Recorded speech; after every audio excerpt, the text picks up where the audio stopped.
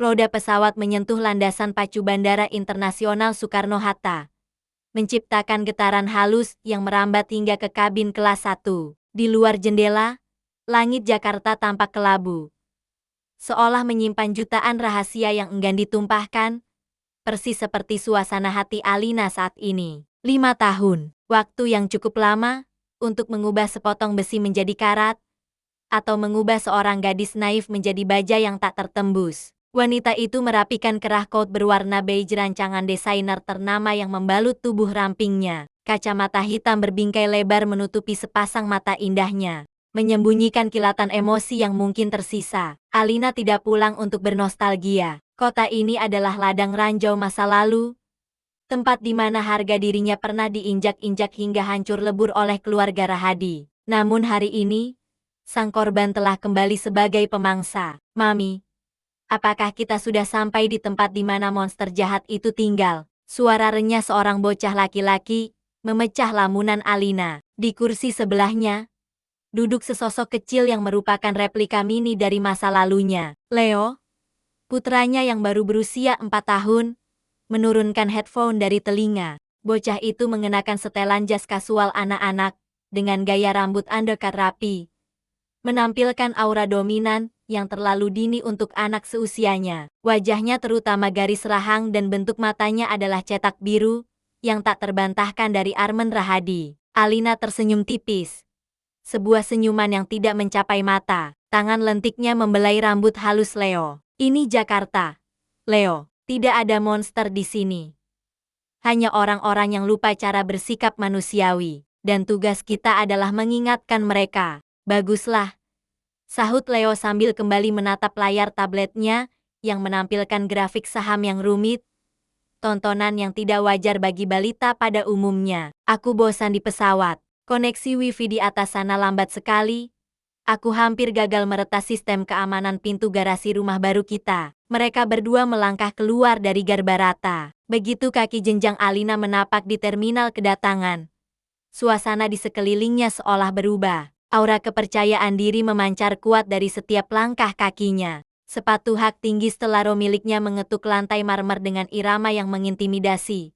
Tak, tak, tak. Bunyi itu terdengar seperti detak jam hitung mundur bagi mereka yang pernah menyakitinya. Beberapa pasang mata menoleh. Kilatan lampu kamera dari arah kejauhan mulai berkedip. Para wartawan hiburan dan bisnis rupanya sudah mencium kedatangan Alice, dokter bedah jenius, sekaligus investor misterius, yang baru saja memenangkan penghargaan medis di Swiss. Mereka tidak tahu bahwa Alice adalah Alina, mantan menantu buangan yang dulu pergi dengan membawa aib.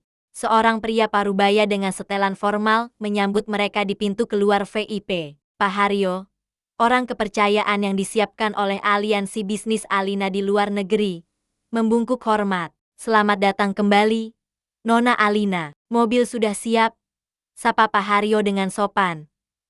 Matanya sempat terbelalak sesaat ketika melihat bocah kecil di samping bos barunya itu. Kemiripan bocah itu dengan CEO Grup Rahadi sangat mencolok hingga terasa mencekik. Terima kasih, Pak Haryo. Langsung ke hotel saja. Aku perlu istirahat sebelum rapat besok, jawab Alina datar tanpa melepas kacamata hitamnya. Maaf, Nona, tapi ada perubahan jadwal mendadak. Pak Haryo tampak ragu.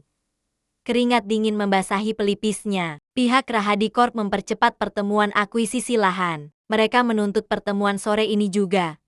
Atau kesepakatan batal. Anda tahu bagaimana temperamen Tuan Armen Rahadi. Beliau tidak suka menunggu. Mendengar nama itu disebut, tubuh Alina menegang sesaat. Namun dengan cepat ia menguasai diri. Sudut bibirnya terangkat membentuk senyuman sinis. Armen masih sama seperti dulu, arogan, pemaksa, dan merasa dunia berputar di sekeliling telunjuknya. Dulu, Alina akan panik dan berusaha menuruti segala kemauan pria itu demi mendapat sedikit perhatian. Tapi Alina yang sekarang bukanlah wanita yang sama. Dia ingin bermain api rupanya. Gumam Alina pelan. Lebih kepada dirinya sendiri. Leo mendongak. Matanya yang cerdas berkilat jenaka. Apakah kita akan bertemu orang penting itu sekarang? Mam, pria yang wajahnya sering muncul di majalah bisnis yang Mami bakar bulan lalu. Alina menatap putranya.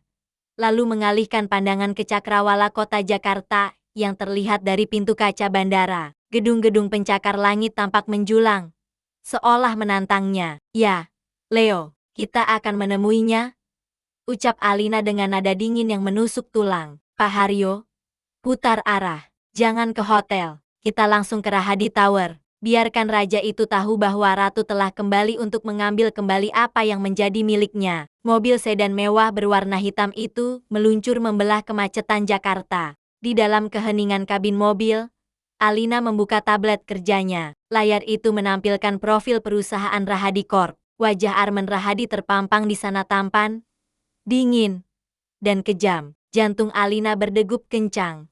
Bukan karena cinta, melainkan karena adrenalin pertempuran yang akan segera dimulai. Pertemuan ini akan menjadi deklarasi perang. Rahadi Tower berdiri angkuh di pusat segitiga emas Jakarta, sebuah monumen kekuasaan yang dibangun dari baja, kaca, dan ambisi tanpa batas. Gedung setinggi 50 lantai itu adalah simbol dominasi keluarga Rahadi di dunia bisnis Asia. Di lantai paling atas, di sebuah ruang rapat yang didominasi ornamen kayu mahoni gelap dan pemandangan kota 360 derajat, atmosfer terasa begitu mencekam hingga oksigen seolah menipis. Arman Rahadi duduk di ujung meja panjang. Pria itu memancarkan aura bahaya yang senyap. Wajahnya yang terpahat sempurna tidak menunjukkan emosi sedikit pun. Sekeras pualam, jas Armani yang membalut tubuh atletisnya terlihat tanpa celah. Namun mata elangnya menatap tajam ke arah jam tangan mewah yang melingkar di pergelangan tangan kirinya. 5 menit.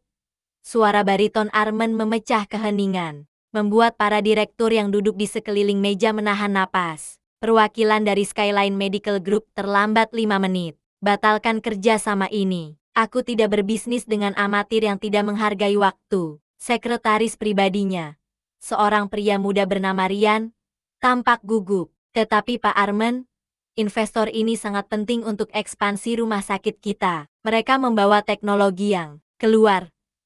Potong Arman dingin. Dia berdiri, hendak meninggalkan ruangan. Rasa bosan menjalar di nadinya.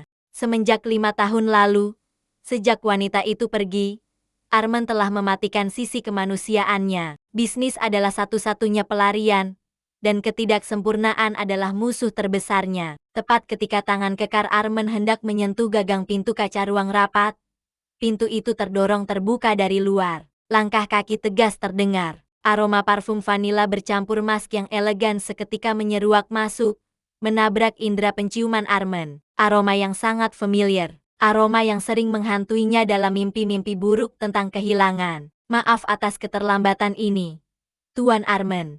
Jalanan Jakarta tidak seramah 5 tahun lalu.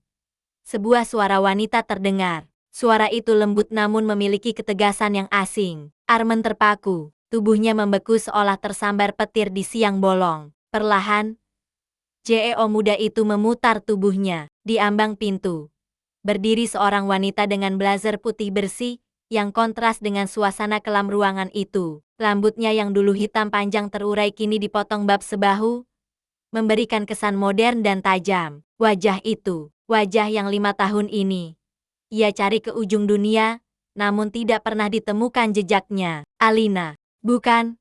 Ini bukan Alina yang cengeng dan penurut. Wanita di hadapannya berdiri tegak dengan dagu terangkat. Tatapan matanya lurus menembus manik mata Arman tanpa rasa takut sedikit pun. Perkenalkan, saya Alice, perwakilan dari Skyline Medical Group, ujar Alina sambil mengulurkan tangan. Seolah mereka adalah 2 orang asing yang baru pertama kali bertemu. Tidak ada getaran rindu, tidak ada sapaan hangat, hanya profesionalisme yang membeku. Seluruh ruangan hening. Para direktur saling berpandangan bingung melihat bos mereka yang biasanya sigap kini dia mematung. Arman menatap tangan yang terulur itu. Rahangnya mengeras. Emosi yang selama ini ia kubur dalam-dalam kemarahan, penyesalan, kerinduan bercampur aduk menjadi badai di dadanya. Namun, ego pria itu terlalu tinggi untuk runtuh di depan bawahannya. Alina, desis Arman. Suaranya rendah dan berbahaya. Dia mengabaikan uluran tangan wanita itu dan melangkah maju, mempersempit jarak hingga ujung sepatu mereka hampir bersentuhan. Kau punya nyali besar untuk menampakkan wajahmu di sini, Setelah kabur seperti pencuri, Alina menarik kembali tangannya dengan tenang. Tidak terintimidasi oleh dominasi fisik Armen. Saya rasa Anda salah mengenali orang, Pak Armen. Nama saya Alice. Dan saya di sini untuk membahas akuisisi lahan.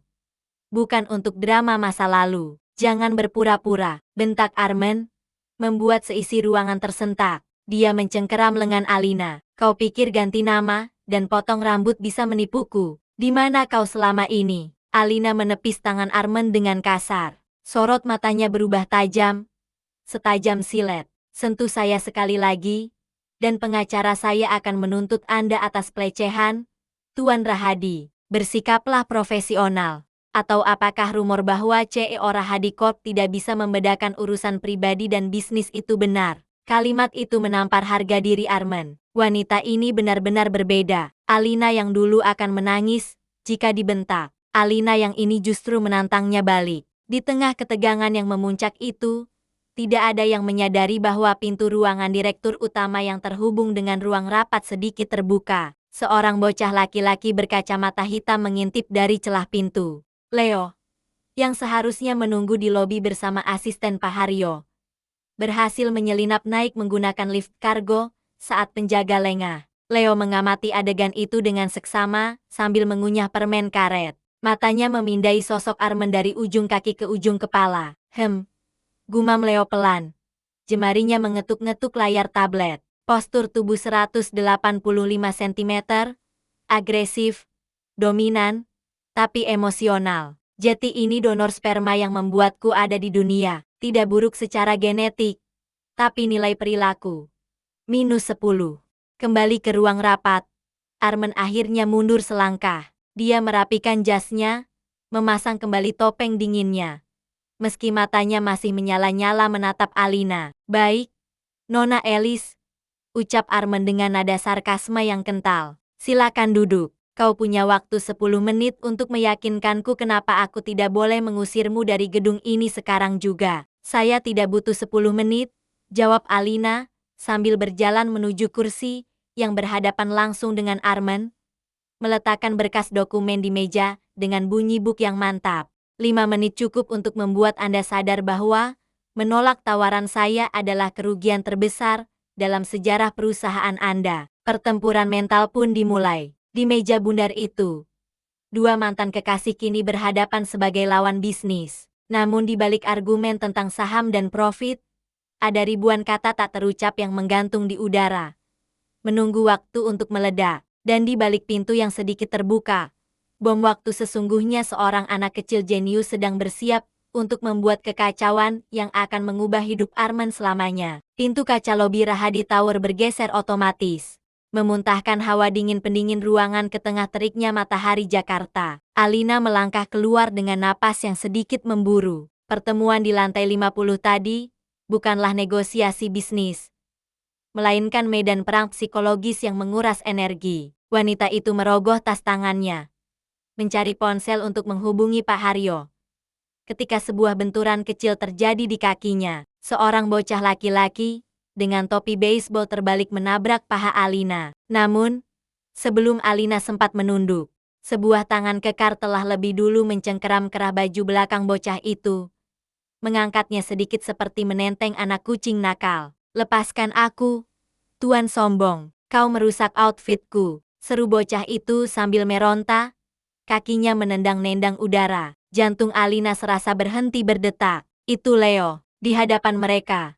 Armen Rahadi berdiri menjulang. Pria itu menatap bocah dalam cengkeramannya dengan kening berkerut dalam. Ada sesuatu yang aneh. Getaran yang tidak wajar merambat dari ujung jari Armen saat menyentuh kain baju anak itu. Tatapan mata Leo yang menantang di balik kacamata hitamnya terasa familiar, terlalu familiar. Mata itu memiliki bentuk almond yang sama persis dengan pantulan yang dilihat Armen setiap pagi di cermin. Leo, pekik Alina. Naluri keibuannya mengambil alih. Dengan gerakan cepat, dokter bedah itu menyambar putranya dari tangan Armen, mendekapnya erat seolah melindungi permata berharga dari incaran pencuri. Jangan pernah sentuh anakku sembarangan. Armen terpaku melihat interaksi itu. Anakmu, suaranya terdengar parau, seolah tenggorokannya tercekat pasir. Tatapan tajam sang CEO berpindah dari wajah Alina ke wajah Leo, memindai kemiripan yang mencolok di antara mereka dan dirinya. Hidung mancung itu, garis rahang yang tegas.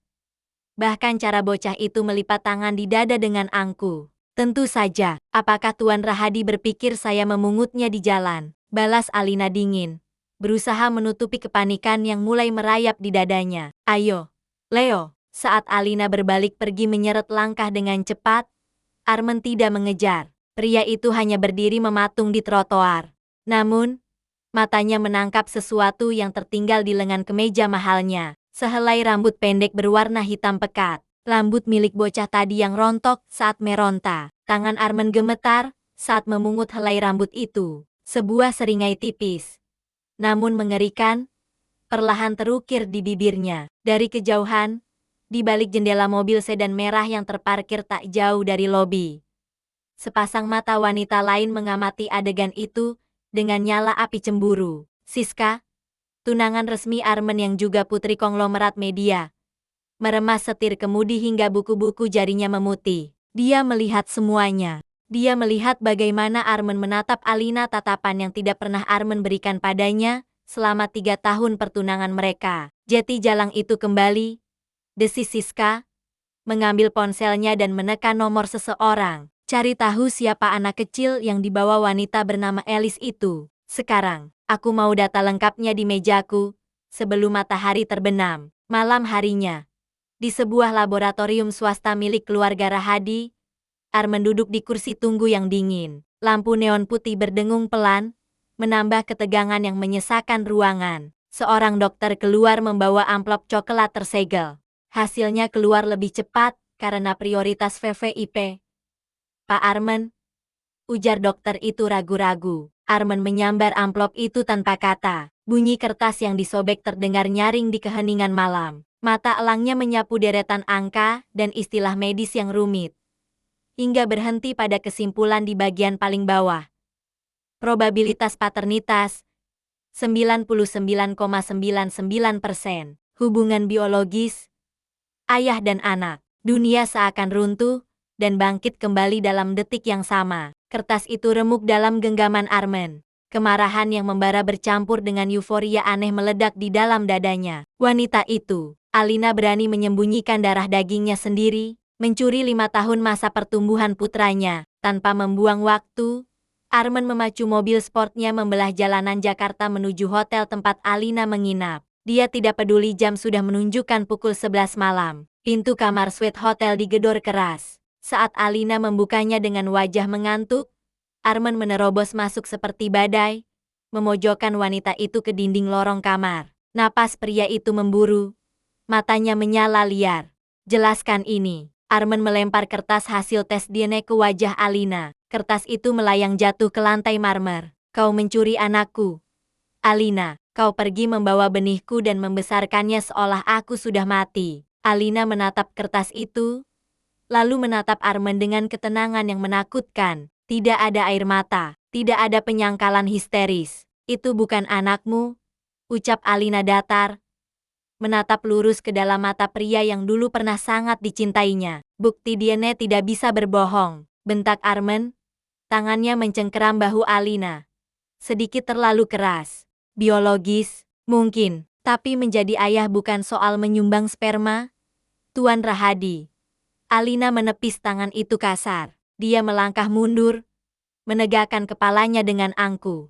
Leo adalah anakku. Dia memiliki ayah baru yang mencintainya, yang ada di sana saat dia demam tinggi, yang mengajarinya berjalan, yang memeluknya saat dia mimpi buruk. Di mana kau saat itu? Oh ya, kau sedang sibuk menjodohkan dirimu dengan wanita pilihan ibumu. Kata-kata itu menghunjam dada Armen lebih sakit daripada peluru. Suami baru. Armen tercekat. Bayangan Alina bahagia dengan pria lain membuat darahnya mendidih karena cemburu yang tak tertahankan. Keluar, perintah Alina. Menunjuk pintu. Sebelum aku panggil keamanan. Leo sedang tidur. Jangan kotori mimpi indahnya dengan kehadiranmu. Armen mundur selangkah. Napasnya berat. Dia menatap pintu kamar tidur yang tertutup rapat di belakang Alina, tempat putranya darah dagingnya terlelap. Perang ini belum usai. Justru baru saja dimulai. Kau boleh menyangkalnya malam ini, Alina.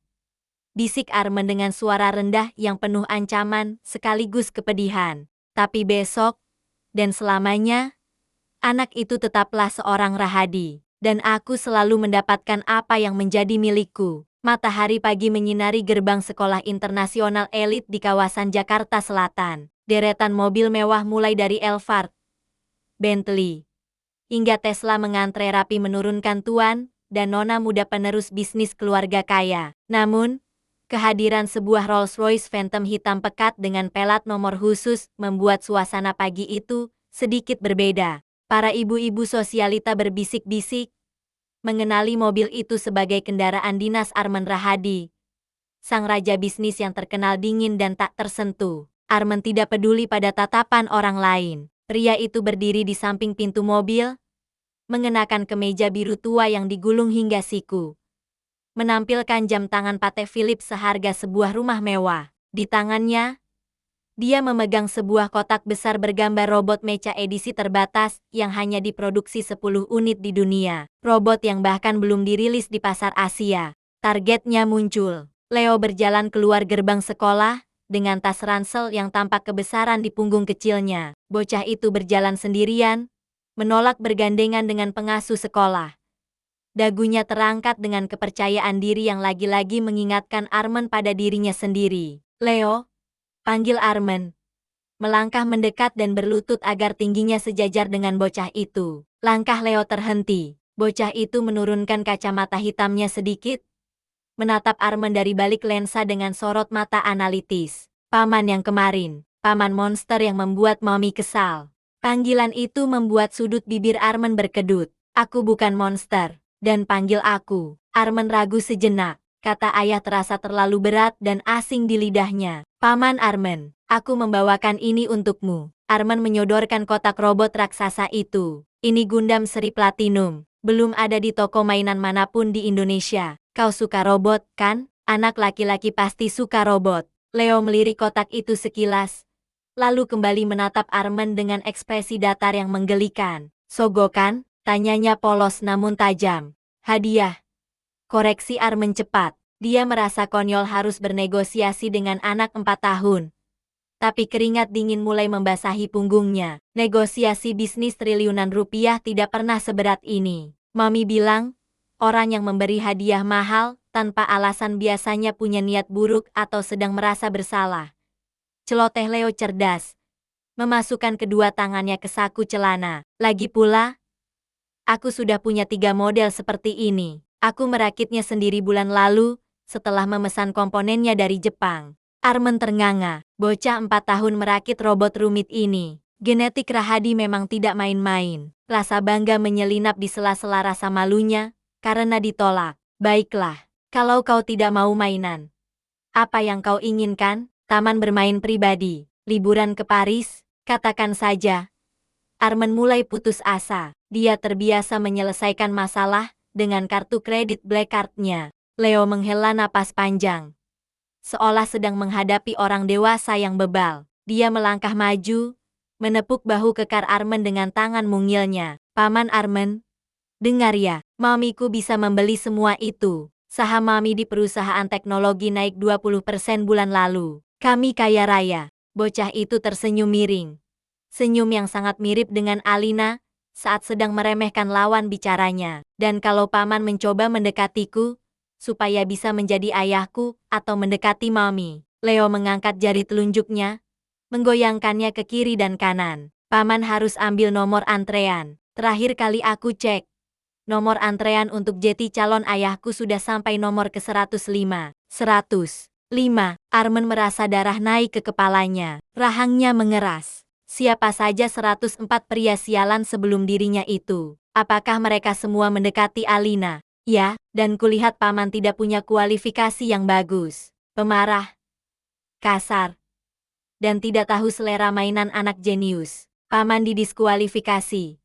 Tutup Leo dengan kejam, lalu berbalik badan. Saat itu juga, sebuah mobil sedan putih berhenti di depan mereka. Kaca jendela turun, menampilkan sosok pria tampan berkacamata dengan senyum ramah yang menjijikan di mata Arman. Itu Dokter Satria, rekan kerja Alina yang juga terkenal sebagai dokter anak favorit. Leo, ayo naik.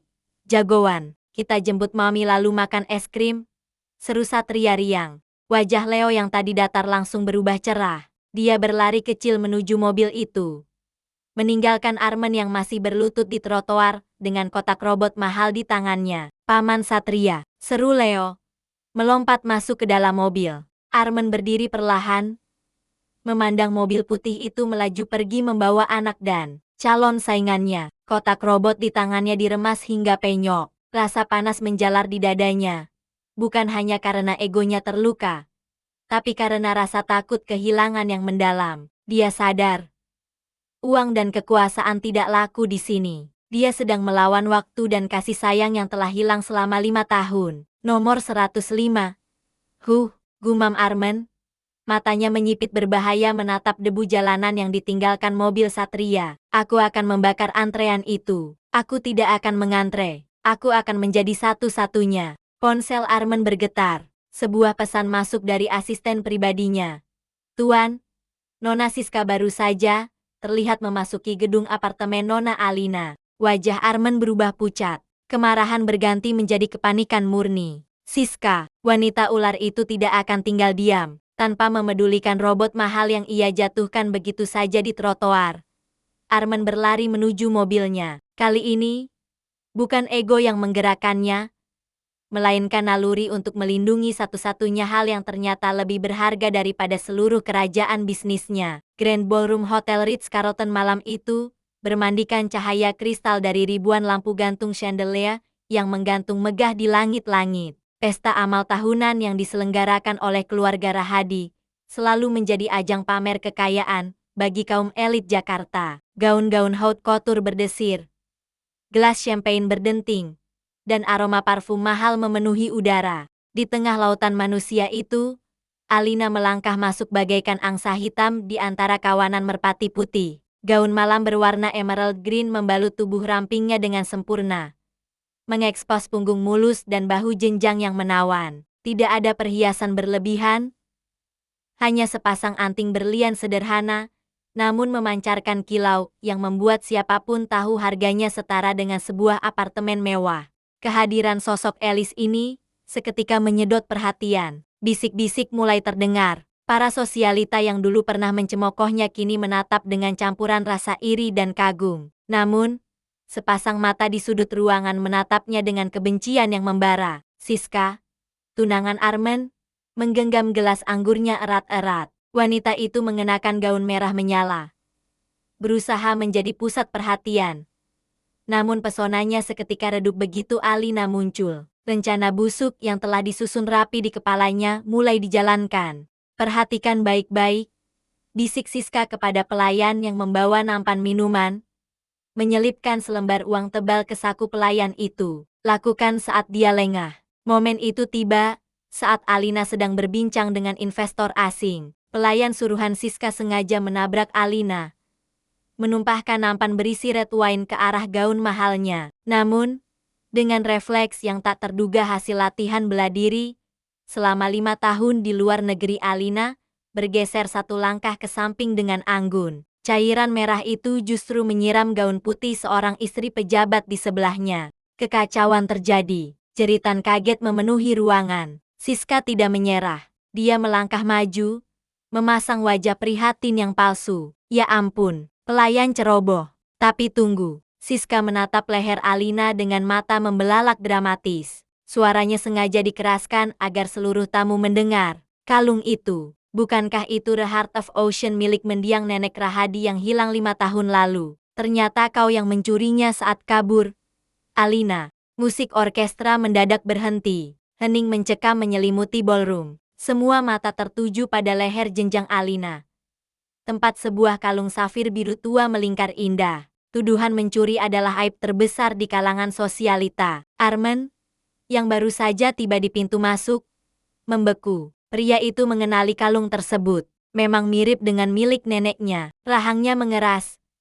bersiap menerobos kerumunan untuk menyeret Alina keluar dari penghinaan itu. Namun, langkah sang CEO terhenti saat melihat reaksi wanita itu. Alina tidak gemetar. Tidak ada air mata ketakutan seperti 5 tahun lalu. Sebaliknya, bibir merahnya menyunggingkan senyum tipis yang meremehkan. Nona Siska, suara Alina tenang namun bergema, memecah keheningan. Matamu sepertinya perlu diperiksa. Atau mungkin pengetahuanmu tentang permata yang terlalu dangkal? Alina melepas kalung itu dengan santai dan mengangkatnya tinggi-tinggi. Cahaya lampu memantul pada batu permata itu, membiaskan sinar ungu yang unik.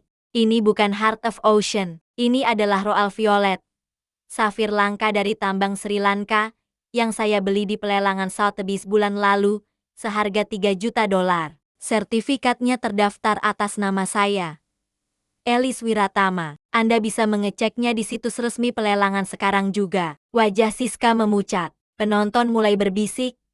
Kali ini mencemooh kebodohan Siska. Bohong, itu pasti palsu. Jerit Siska panik, kehilangan kendali.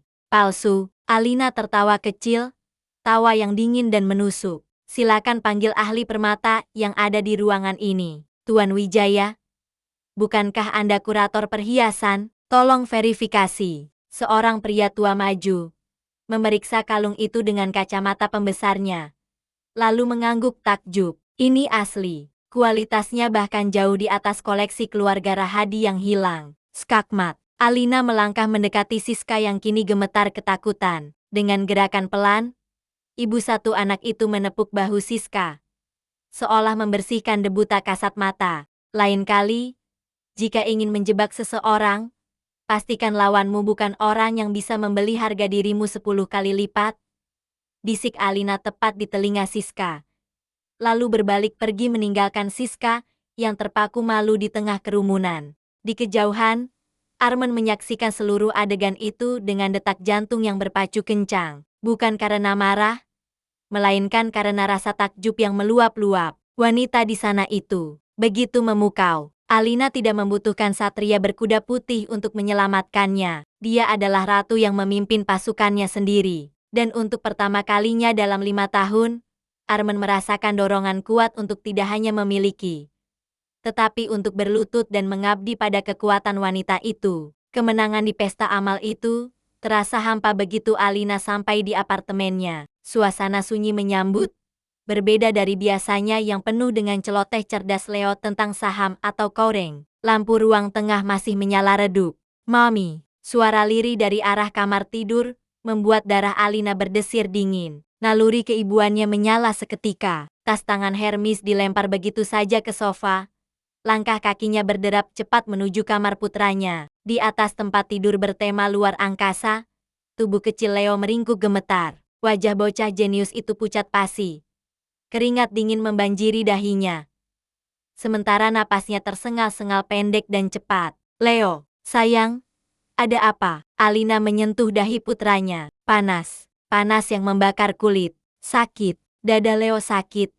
Mam. Rintih anak itu mencengkeram piyamanya di bagian dada. Dunia Alina runtuh.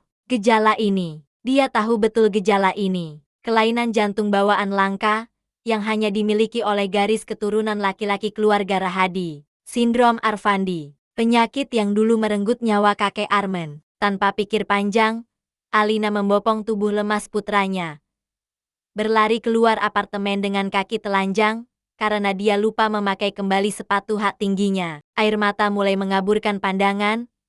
Topeng wanita tangguh yang ia kenakan seharian hancur lebur oleh ketakutan seorang ibu. Rumah Sakit Pusat Jakarta menjadi saksi kepanikan malam itu. Lampu lorong IGD berkedip pucat saat para perawat mendorong berangkar Leo. Kondisinya kritis. Dok, saturasi oksigen menurun drastis. Kita butuh transfusi darah golongan renal spesifik segera untuk operasi darurat. Teriak dokter jaga setelah memeriksa Leo. Alina mematung. Renal, golongan darah emas yang sangat langka. Stok rumah sakit kosong. Hanya satu orang yang dia tahu memiliki darah itu di kota ini. Tangan Alina gemetar hebat saat merogoh ponsel di saku celana Leo yang terbawa. Dia menekan nomor yang selama 5 tahun ini dia hapus dari kontaknya.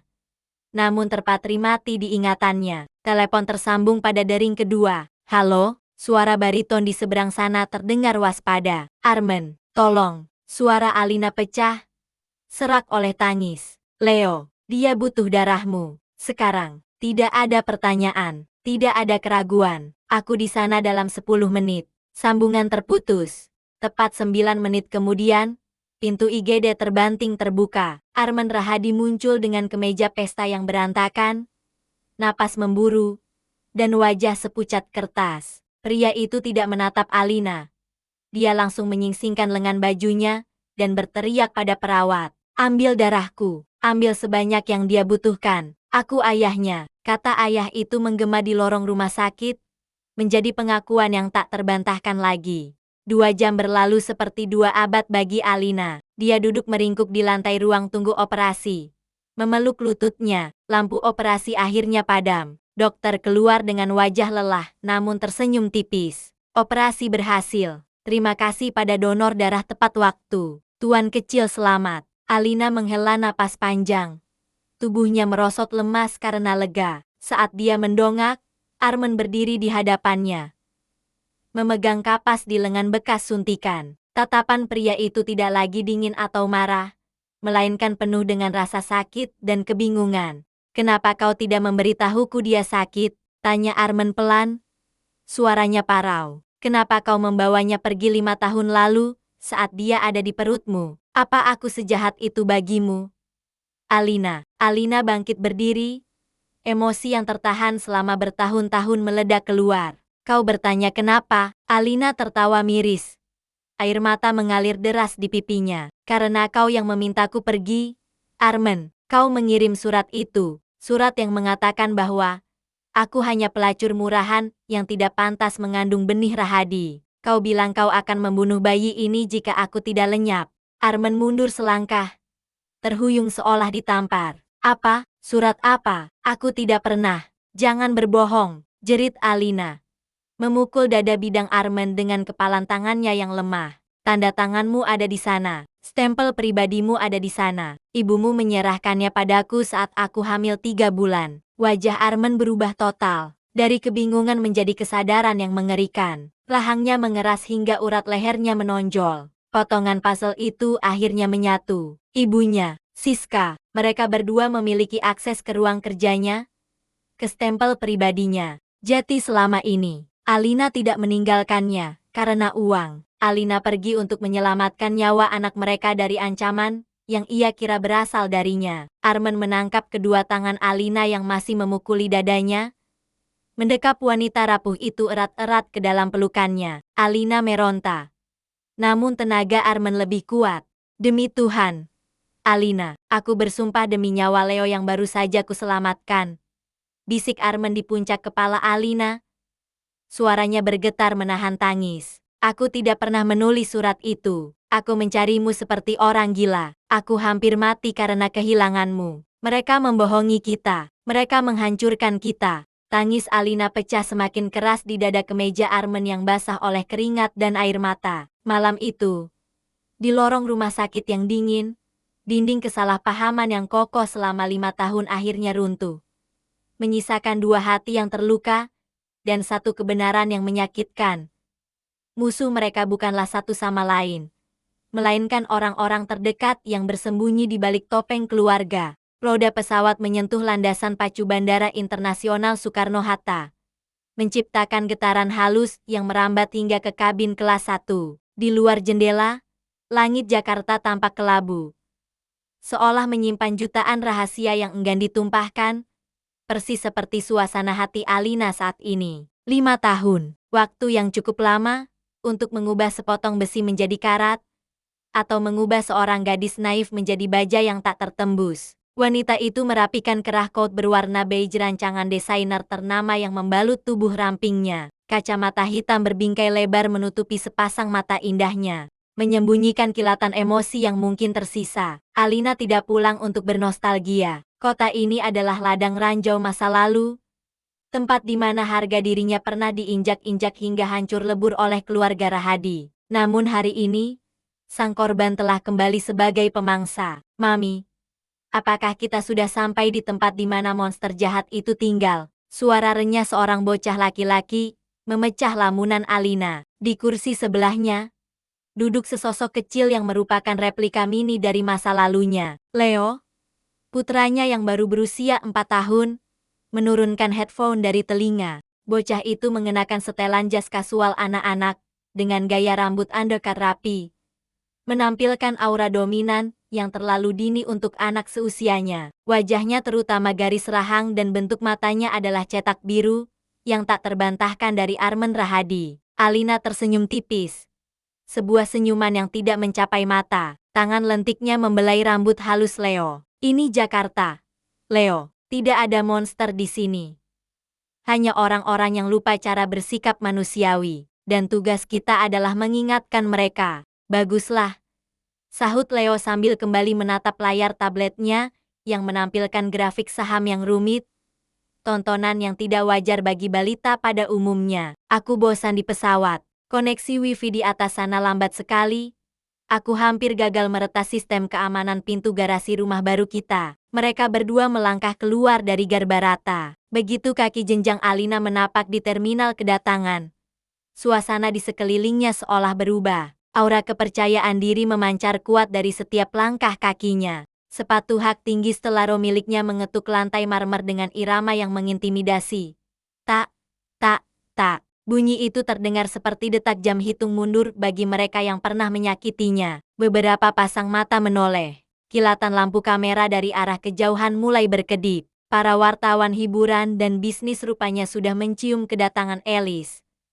Dokter bedah jenius, sekaligus investor misterius, yang baru saja memenangkan penghargaan medis di Swiss. Mereka tidak tahu bahwa Alice adalah Alina, mantan menantu buangan yang dulu pergi dengan membawa aib. Seorang pria parubaya dengan setelan formal menyambut mereka di pintu keluar VIP. Pak Haryo, orang kepercayaan yang disiapkan oleh aliansi bisnis Alina di luar negeri, membungkuk hormat. Selamat datang kembali, Nona Alina. Mobil sudah siap, sapa Pak Haryo dengan sopan. Matanya sempat terbelalak sesaat ketika melihat bocah kecil di samping bos barunya itu. Kemiripan bocah itu dengan CEO Grup Rahadi sangat mencolok hingga terasa mencekik. Terima kasih, Pak Haryo. Langsung ke hotel saja. Aku perlu istirahat sebelum rapat besok, jawab Alina datar tanpa melepas kacamata hitamnya. Maaf, Nona, tapi ada perubahan jadwal mendadak. Pak Haryo tampak ragu. Keringat dingin membasahi pelipisnya. Pihak Rahadi Corp mempercepat pertemuan akuisisi lahan. Mereka menuntut pertemuan sore ini juga. Atau kesepakatan batal. Anda tahu bagaimana temperamen Tuan Armen Rahadi. Beliau tidak suka menunggu. Mendengar nama itu disebut, tubuh Alina menegang sesaat. Namun dengan cepat ia menguasai diri. Sudut bibirnya terangkat membentuk senyuman sinis. Armen masih sama seperti dulu. Arogan, pemaksa, dan merasa dunia berputar di sekeliling telunjuknya. Dulu, Alina akan panik dan berusaha menuruti segala kemauan pria itu demi mendapat sedikit perhatian. Tapi Alina yang sekarang bukanlah wanita yang sama. Dia ingin bermain api rupanya. Gumam Alina pelan. Lebih kepada dirinya sendiri. Leo mendongak. Matanya yang cerdas berkilat jenaka. Apakah kita akan bertemu orang penting itu sekarang? Mam, pria yang wajahnya sering muncul di majalah bisnis yang Mami bakar bulan lalu. Alina menatap putranya, lalu mengalihkan pandangan ke cakrawala kota Jakarta yang terlihat dari pintu kaca bandara. Gedung-gedung pencakar langit tampak menjulang, seolah menantangnya. Ya, Leo, kita akan menemuinya, ucap Alina dengan nada dingin yang menusuk tulang. Pak Haryo, putar arah. Jangan ke hotel. Kita langsung ke Rahadi Tower. Biarkan raja itu tahu bahwa ratu telah kembali untuk mengambil kembali apa yang menjadi miliknya. Mobil sedan mewah berwarna hitam itu meluncur membelah kemacetan Jakarta. Di dalam keheningan kabin mobil, Alina membuka tablet kerjanya. Layar itu menampilkan profil perusahaan Rahadi Corp. Wajah Armen Rahadi terpampang di sana tampan, dingin, dan kejam. Jantung Alina berdegup kencang. Bukan karena cinta, melainkan karena adrenalin pertempuran yang akan segera dimulai. Pertemuan ini akan menjadi deklarasi perang. Rahadi Tower berdiri angkuh di pusat segitiga emas Jakarta, Sebuah monumen kekuasaan yang dibangun dari baja, kaca, dan ambisi tanpa batas. Gedung setinggi 50 lantai itu adalah simbol dominasi keluarga Rahadi di dunia bisnis Asia. Di lantai paling atas, di sebuah ruang rapat yang didominasi ornamen kayu mahoni gelap dan pemandangan kota 360 derajat. Atmosfer terasa begitu mencekam hingga oksigen seolah menipis. Arman Rahadi duduk di ujung meja panjang. Pria itu memancarkan aura bahaya yang senyap. Wajahnya yang terpahat sempurna tidak menunjukkan emosi sedikit pun. Sekeras pualam, jas Armani yang membalut tubuh atletisnya terlihat tanpa celah. Namun mata elangnya menatap tajam ke arah jam tangan mewah yang melingkar di pergelangan tangan kirinya. 5 menit.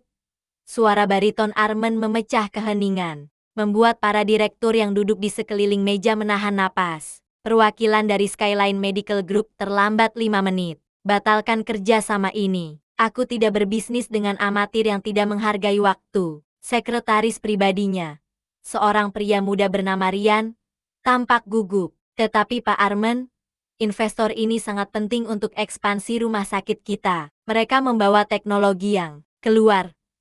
Potong Arman dingin. Dia berdiri, hendak meninggalkan ruangan. Rasa bosan menjalar di nadinya. Semenjak 5 tahun lalu, sejak wanita itu pergi, Arman telah mematikan sisi kemanusiaannya. Bisnis adalah satu-satunya pelarian, dan ketidaksempurnaan adalah musuh terbesarnya. Tepat ketika tangan kekar Arman hendak menyentuh gagang pintu kaca ruang rapat, pintu itu terdorong terbuka dari luar. Langkah kaki tegas terdengar. Aroma parfum vanila bercampur mask yang elegan seketika menyeruak masuk, menabrak indera penciuman Arman. Aroma yang sangat familiar. Aroma yang sering menghantuinya dalam mimpi-mimpi buruk tentang kehilangan. Maaf atas keterlambatan ini, Tuan Arman. Jalanan Jakarta tidak seramah 5 tahun lalu.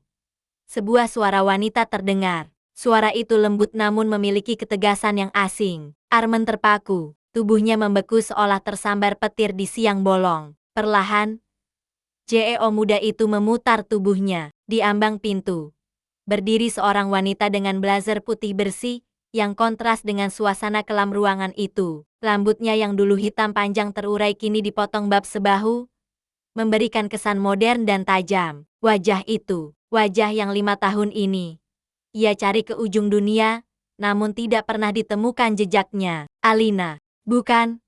Ini bukan Alina yang cengeng dan penurut. Wanita di hadapannya berdiri tegak dengan dagu terangkat. Tatapan matanya lurus menembus manik mata Arman tanpa rasa takut sedikit pun. Perkenalkan, saya Alice, perwakilan dari Skyline Medical Group, ujar Alina sambil mengulurkan tangan. Seolah mereka adalah 2 orang asing yang baru pertama kali bertemu. Tidak ada getaran rindu, tidak ada sapaan hangat, hanya profesionalisme yang membeku. Seluruh ruangan hening. Para direktur saling berpandangan bingung melihat bos mereka yang biasanya sigap kini dia mematung. Arman menatap tangan yang terulur itu. Rahangnya mengeras. Emosi yang selama ini ia kubur dalam-dalam kemarahan, penyesalan, kerinduan bercampur aduk menjadi badai di dadanya. Namun, ego pria itu terlalu tinggi untuk runtuh di depan bawahannya. Alina, desis Arman.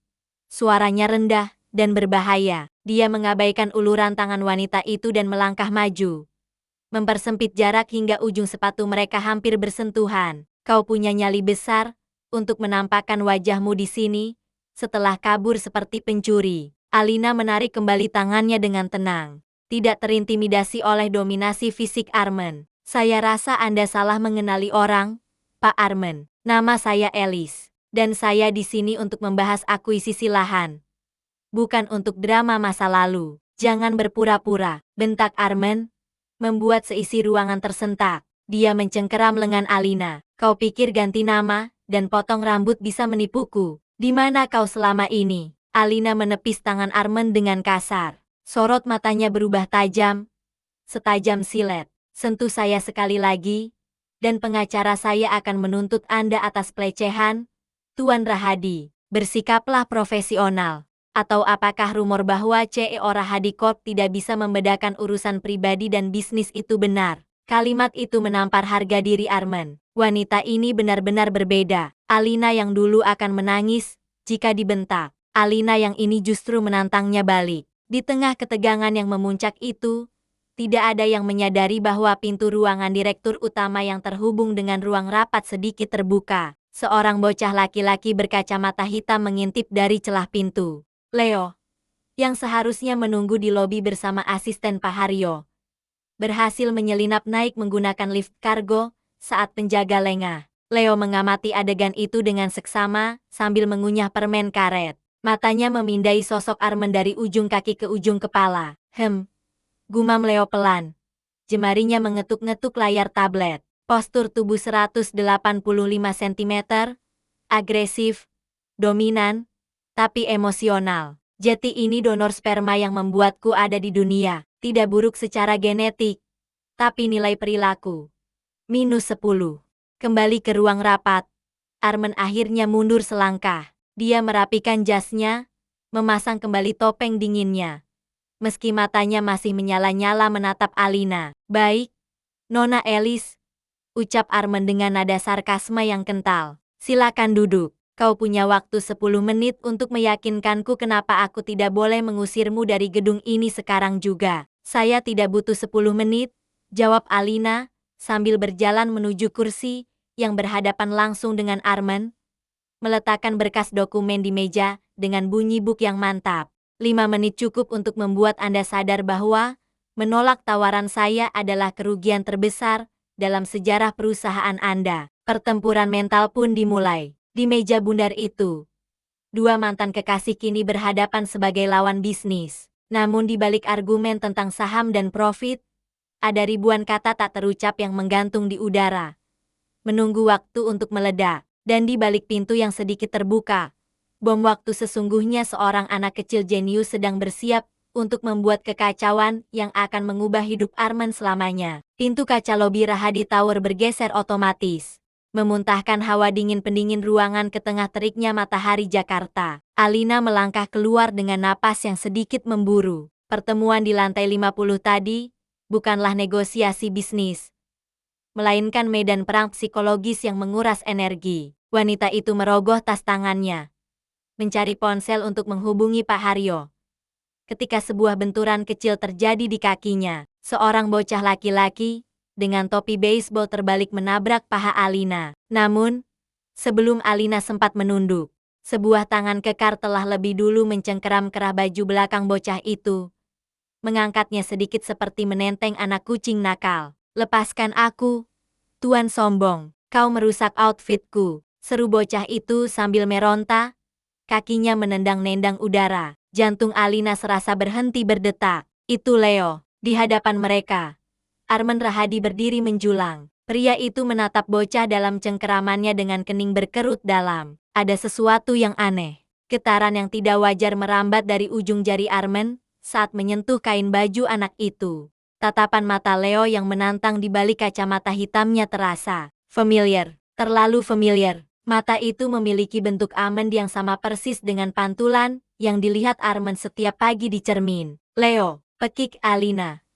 Naluri keibuannya mengambil alih. Dengan gerakan cepat, dokter bedah itu menyambar putranya dari tangan Armen, mendekapnya erat seolah melindungi permata berharga dari incaran pencuri. Jangan pernah sentuh anakku sembarangan. Armen terpaku melihat interaksi itu. Anakmu, suaranya terdengar parau, seolah tenggorokannya tercekat pasir. Tatapan tajam sang CEO berpindah dari wajah Alina ke wajah Leo, memindai kemiripan yang mencolok di antara mereka dan dirinya. Hidung mancung itu, garis rahang yang tegas, bahkan cara bocah itu melipat tangan di dada dengan angkuh. Tentu saja, apakah Tuan Rahadi berpikir saya memungutnya di jalan? Balas Alina dingin, berusaha menutupi kepanikan yang mulai merayap di dadanya. Ayo, Leo. Saat Alina berbalik pergi menyeret langkah dengan cepat, Armen tidak mengejar. Pria itu hanya berdiri mematung di trotoar.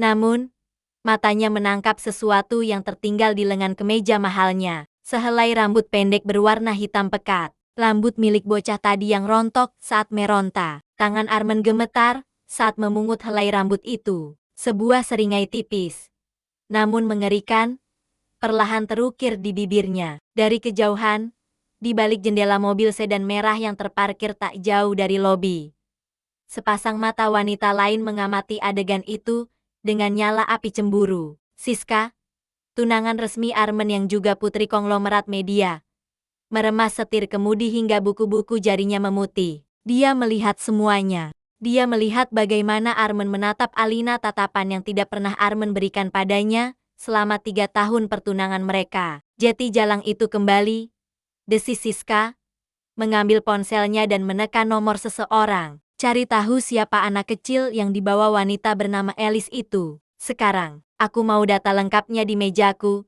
sebelum matahari terbenam. Malam harinya, di sebuah laboratorium swasta milik keluarga Rahadi, Armen duduk di kursi tunggu yang dingin. Lampu neon putih berdengung pelan, menambah ketegangan yang menyesakan ruangan. Seorang dokter keluar membawa amplop coklat tersegel. Hasilnya keluar lebih cepat karena prioritas VVIP. Pak Armen, ujar dokter itu ragu-ragu. Armen menyambar amplop itu tanpa kata. Bunyi kertas yang disobek terdengar nyaring di keheningan malam. Mata elangnya menyapu deretan angka dan istilah medis yang rumit, hingga berhenti pada kesimpulan di bagian paling bawah. Probabilitas paternitas 99,99%. Hubungan biologis ayah dan anak. Dunia seakan runtuh dan bangkit kembali dalam detik yang sama. Kertas itu remuk dalam genggaman Armen. Kemarahan yang membara bercampur dengan euforia aneh meledak di dalam dadanya. Wanita itu, Alina, berani menyembunyikan darah dagingnya sendiri, mencuri 5 tahun masa pertumbuhan putranya. Tanpa membuang waktu, Armen memacu mobil sportnya membelah jalanan Jakarta menuju hotel tempat Alina menginap. Dia tidak peduli jam sudah menunjukkan pukul 11 malam. Pintu kamar suite hotel digedor keras. Saat Alina membukanya dengan wajah mengantuk, Armen menerobos masuk seperti badai, memojokkan wanita itu ke dinding lorong kamar. Napas pria itu memburu, matanya menyala liar. Jelaskan ini. Armen melempar kertas hasil tes DNA ke wajah Alina. Kertas itu melayang jatuh ke lantai marmer. Kau mencuri anakku, Alina. Kau pergi membawa benihku dan membesarkannya seolah aku sudah mati. Alina menatap kertas itu, lalu menatap Armen dengan ketenangan yang menakutkan. Tidak ada air mata, tidak ada penyangkalan histeris. Itu bukan anakmu, ucap Alina datar, menatap lurus ke dalam mata pria yang dulu pernah sangat dicintainya. Bukti DNA tidak bisa berbohong, bentak Armen. Tangannya mencengkeram bahu Alina. Sedikit terlalu keras. Biologis, mungkin, tapi menjadi ayah bukan soal menyumbang sperma, Tuan Rahadi. Alina menepis tangan itu kasar. Dia melangkah mundur, menegakkan kepalanya dengan angkuh. Leo adalah anakku. Dia memiliki ayah baru yang mencintainya, yang ada di sana saat dia demam tinggi, yang mengajarinya berjalan, yang memeluknya saat dia mimpi buruk. Di mana kau saat itu? Oh ya, kau sedang sibuk menjodohkan dirimu dengan wanita pilihan ibumu. Kata-kata itu menghunjam dada Armen lebih sakit daripada peluru. Suami baru. Armen tercekat.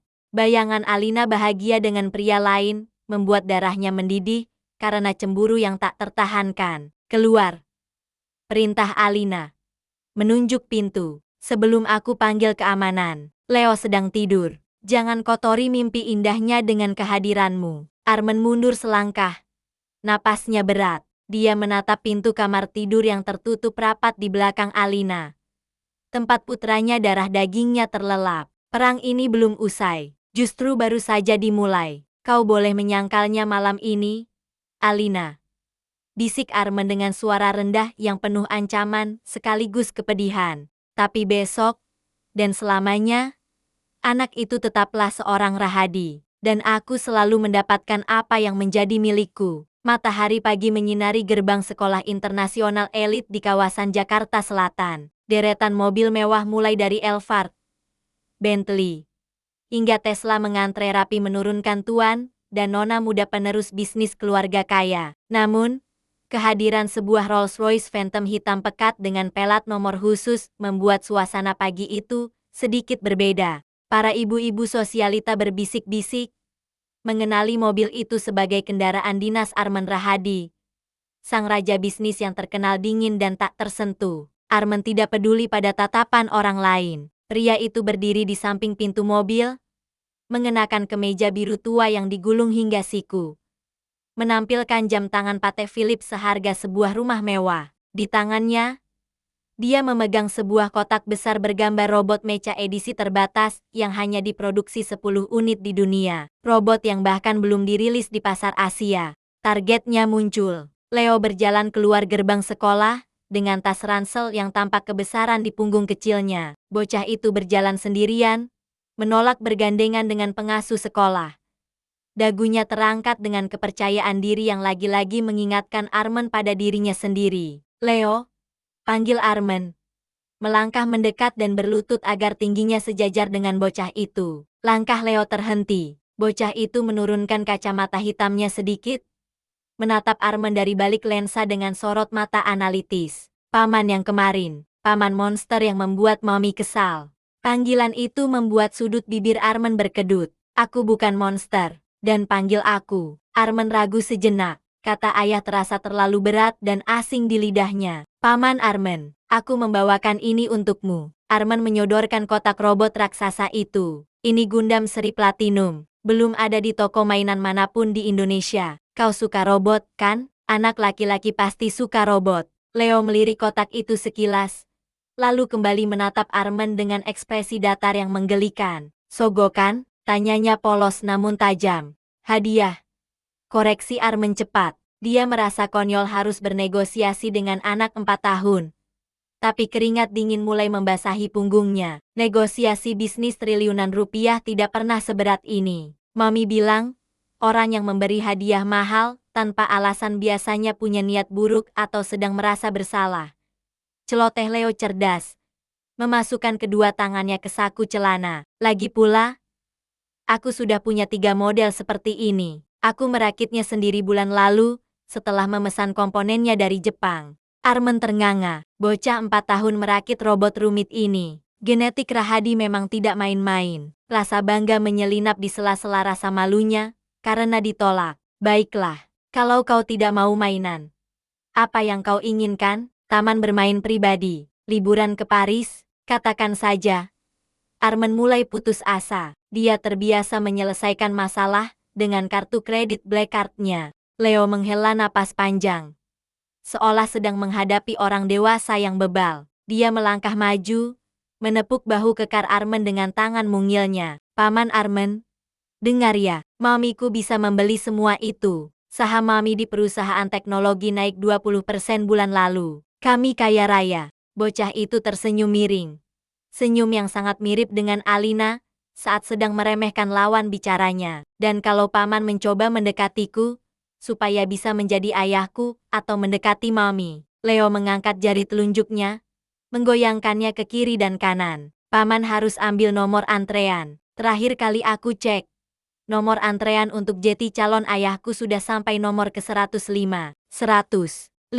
Armen merasa darah naik ke kepalanya. Rahangnya mengeras. Siapa saja 104 pria sialan sebelum dirinya itu? Apakah mereka semua mendekati Alina? Ya, dan kulihat paman tidak punya kualifikasi yang bagus. Pemarah, kasar, dan tidak tahu selera mainan anak jenius. Paman didiskualifikasi. Tutup Leo dengan kejam, lalu berbalik badan. Saat itu juga, sebuah mobil sedan putih berhenti di depan mereka. Kaca jendela turun, menampilkan sosok pria tampan berkacamata dengan senyum ramah yang menjijikkan di mata Armen. Itu Dr. Satria, rekan kerja Alina yang juga terkenal sebagai dokter anak favorit. Leo, ayo naik. Jagoan, kita jemput mami lalu makan es krim, seru Satria riang. Wajah Leo yang tadi datar langsung berubah cerah. Dia berlari kecil menuju mobil itu, meninggalkan Armen yang masih berlutut di trotoar dengan kotak robot mahal di tangannya. Paman Satria, seru Leo, melompat masuk ke dalam mobil. Armen berdiri perlahan, memandang mobil putih itu melaju pergi membawa anak dan calon saingannya. Kotak robot di tangannya diremas hingga penyok. Rasa panas menjalar di dadanya.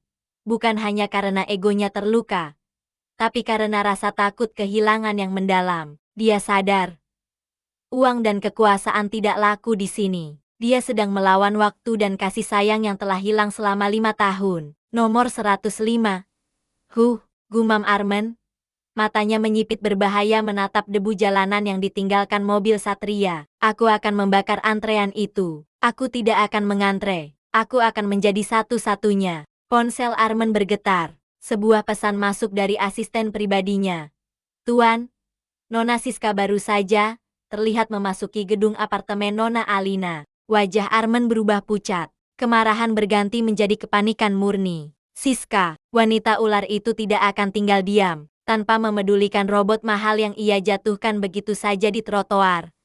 Armen berlari menuju mobilnya. Kali ini, bukan ego yang menggerakkannya, melainkan naluri untuk melindungi satu-satunya hal yang ternyata lebih berharga daripada seluruh kerajaan bisnisnya. Grand Ballroom Hotel Ritz-Carlton malam itu bermandikan cahaya kristal dari ribuan lampu gantung chandelier yang menggantung megah di langit-langit. Pesta amal tahunan yang diselenggarakan oleh keluarga Rahadi selalu menjadi ajang pamer kekayaan bagi kaum elit Jakarta. Gaun-gaun haute couture berdesir, gelas champagne berdenting, dan aroma parfum mahal memenuhi udara. Di tengah lautan manusia itu, Alina melangkah masuk bagaikan angsa hitam di antara kawanan merpati putih. Gaun malam berwarna emerald green membalut tubuh rampingnya dengan sempurna, mengekspos punggung mulus dan bahu jenjang yang menawan. Tidak ada perhiasan berlebihan, hanya sepasang anting berlian sederhana, namun memancarkan kilau yang membuat siapapun tahu harganya setara dengan sebuah apartemen mewah. Kehadiran sosok Elis ini seketika menyedot perhatian. Bisik-bisik mulai terdengar. Para sosialita yang dulu pernah mencemoohnya kini menatap dengan campuran rasa iri dan kagum. Namun, sepasang mata di sudut ruangan menatapnya dengan kebencian yang membara. Siska, tunangan Armen, menggenggam gelas anggurnya erat-erat. Wanita itu mengenakan gaun merah menyala, berusaha menjadi pusat perhatian. Namun pesonanya seketika redup begitu Alina muncul. Rencana busuk yang telah disusun rapi di kepalanya mulai dijalankan. Perhatikan baik-baik, bisik Siska kepada pelayan yang membawa nampan minuman, menyelipkan selembar uang tebal ke saku pelayan itu. Lakukan saat dia lengah. Momen itu tiba saat Alina sedang berbincang dengan investor asing. Pelayan suruhan Siska sengaja menabrak Alina, menumpahkan nampan berisi red wine ke arah gaun mahalnya. Namun, dengan refleks yang tak terduga hasil latihan bela diri, selama 5 tahun di luar negeri Alina bergeser satu langkah ke samping dengan anggun. Cairan merah itu justru menyiram gaun putih seorang istri pejabat di sebelahnya. Kekacauan terjadi. Jeritan kaget memenuhi ruangan. Siska tidak menyerah. Dia melangkah maju, memasang wajah prihatin yang palsu. Ya ampun, pelayan ceroboh. Tapi tunggu. Siska menatap leher Alina dengan mata membelalak dramatis. Suaranya sengaja dikeraskan agar seluruh tamu mendengar. Kalung itu, bukankah itu The Heart of Ocean milik mendiang nenek Rahadi yang hilang 5 tahun lalu? Ternyata kau yang mencurinya saat kabur. Alina, musik orkestra mendadak berhenti. Hening mencekam menyelimuti ballroom. Semua mata tertuju pada leher jenjang Alina. Tempat sebuah kalung safir biru tua melingkar indah. Tuduhan mencuri adalah aib terbesar di kalangan sosialita. Armen, yang baru saja tiba di pintu masuk, membeku. Pria itu mengenali kalung tersebut. Memang mirip dengan milik neneknya. Rahangnya mengeras, bersiap menerobos kerumunan untuk menyeret Alina keluar dari penghinaan itu. Namun, langkah sang CEO terhenti saat melihat reaksi wanita itu. Alina tidak gemetar. Tidak ada air mata ketakutan seperti 5 tahun lalu. Sebaliknya, bibir merahnya menyunggingkan senyum tipis yang meremehkan. Nona Siska, suara Alina tenang namun bergema, memecah keheningan. Matamu sepertinya perlu diperiksa. Atau mungkin pengetahuanmu tentang permata yang terlalu dangkal? Alina melepas kalung itu dengan santai dan mengangkatnya tinggi-tinggi. Cahaya lampu memantul pada batu permata itu, membiaskan sinar ungu yang unik. Ini bukan Heart of Ocean. Ini adalah Royal Violet, safir langka dari tambang Sri Lanka, yang saya beli di pelelangan Sotheby's bulan lalu, seharga 3 juta dolar. Sertifikatnya terdaftar atas nama saya, Elis Wiratama. Anda bisa mengeceknya di situs resmi pelelangan sekarang juga. Wajah Siska memucat. Penonton mulai berbisik. Kali ini mencemooh kebodohan Siska. Bohong, itu pasti palsu. Jerit Siska panik, kehilangan kendali. Palsu, Alina tertawa kecil, tawa yang dingin dan menusuk. Silakan panggil ahli permata yang ada di ruangan ini. Tuan Wijaya, bukankah Anda kurator perhiasan? Tolong verifikasi. Seorang pria tua maju, memeriksa kalung itu dengan kacamata pembesarnya. Lalu mengangguk takjub. Ini asli. Kualitasnya bahkan jauh di atas koleksi keluarga Rahadi yang hilang. Skakmat. Alina melangkah mendekati Siska yang kini gemetar ketakutan. Dengan gerakan pelan, ibu satu anak itu menepuk bahu Siska, seolah membersihkan debu tak kasat mata. Lain kali, jika ingin menjebak seseorang, pastikan lawanmu bukan orang yang bisa membeli harga dirimu 10 kali lipat. Bisik Alina tepat di telinga Siska. Lalu berbalik pergi meninggalkan Siska yang terpaku malu di tengah kerumunan. Di kejauhan, Armen menyaksikan seluruh adegan itu dengan detak jantung yang berpacu kencang. Bukan karena marah, melainkan karena rasa takjub yang meluap-luap. Wanita di sana itu begitu memukau. Alina tidak membutuhkan satria berkuda putih untuk menyelamatkannya. Dia adalah ratu yang memimpin pasukannya sendiri. Dan untuk pertama kalinya dalam 5 tahun, Armen merasakan dorongan kuat untuk tidak hanya memiliki, tetapi untuk berlutut dan mengabdi pada kekuatan wanita itu. Kemenangan di pesta amal itu terasa hampa begitu Alina sampai di apartemennya. Suasana sunyi menyambut, berbeda dari biasanya yang penuh dengan celoteh cerdas Leo tentang saham atau koreng. Lampu ruang tengah masih menyala redup. Mami, suara lirih dari arah kamar tidur membuat darah Alina berdesir dingin. Naluri keibuannya menyala seketika. Tas tangan Hermes dilempar begitu saja ke sofa. Langkah kakinya berderap cepat menuju kamar putranya. Di atas tempat tidur bertema luar angkasa, tubuh kecil Leo meringkuk gemetar. Wajah bocah jenius itu pucat pasi. Keringat dingin membanjiri dahinya. Sementara napasnya tersengal-sengal pendek dan cepat. Leo, sayang, ada apa? Alina menyentuh dahi putranya. Panas. Panas yang membakar kulit. Sakit. Dada Leo sakit. Mam. Rintih anak itu mencengkeram piyamanya di bagian dada. Dunia Alina runtuh. Gejala ini. Dia tahu betul gejala ini. Kelainan jantung bawaan langka yang hanya dimiliki oleh garis keturunan laki-laki keluarga Rahadi. Sindrom Arfandi. Penyakit yang dulu merenggut nyawa kakek Armen. Tanpa pikir panjang, Alina membopong tubuh lemas putranya.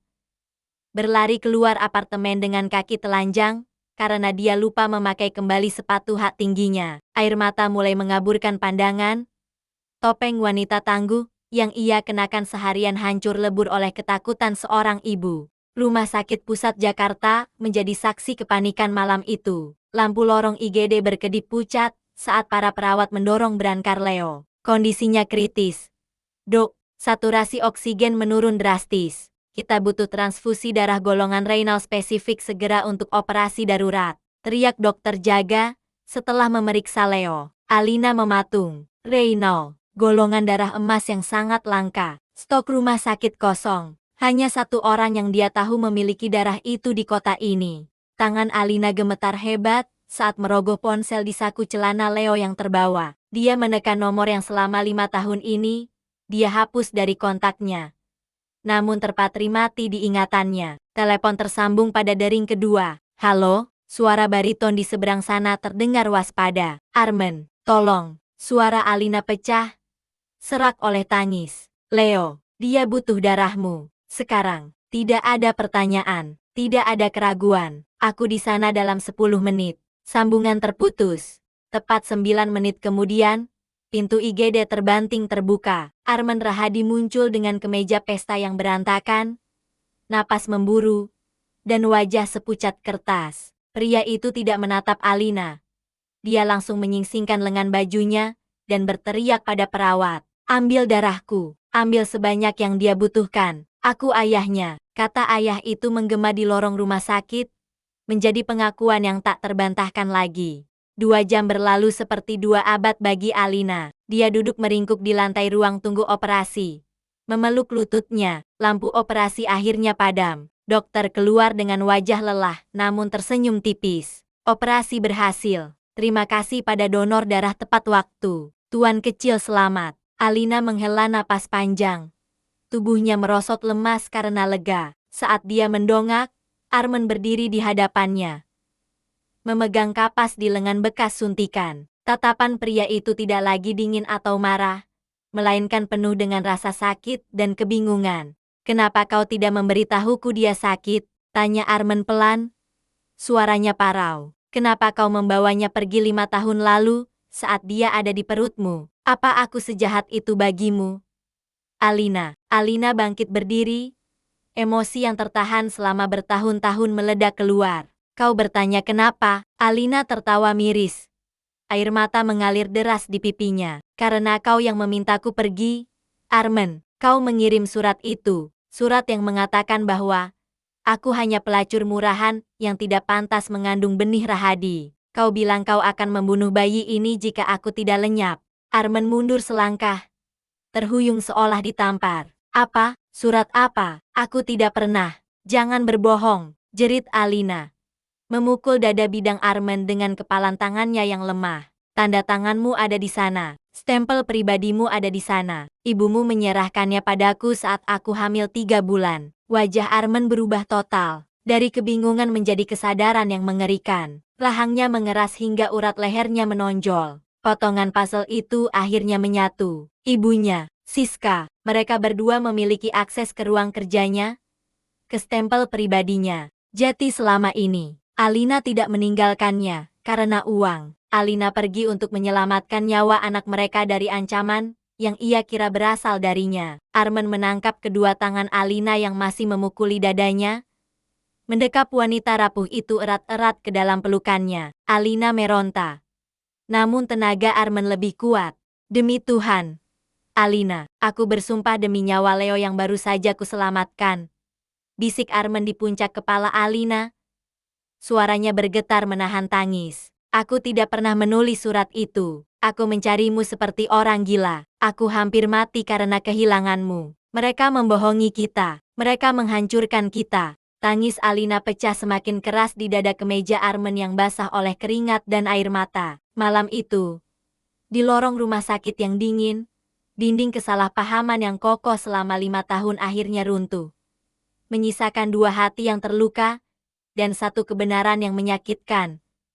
Musuh mereka bukanlah satu sama lain, melainkan orang-orang terdekat yang bersembunyi di balik topeng keluarga.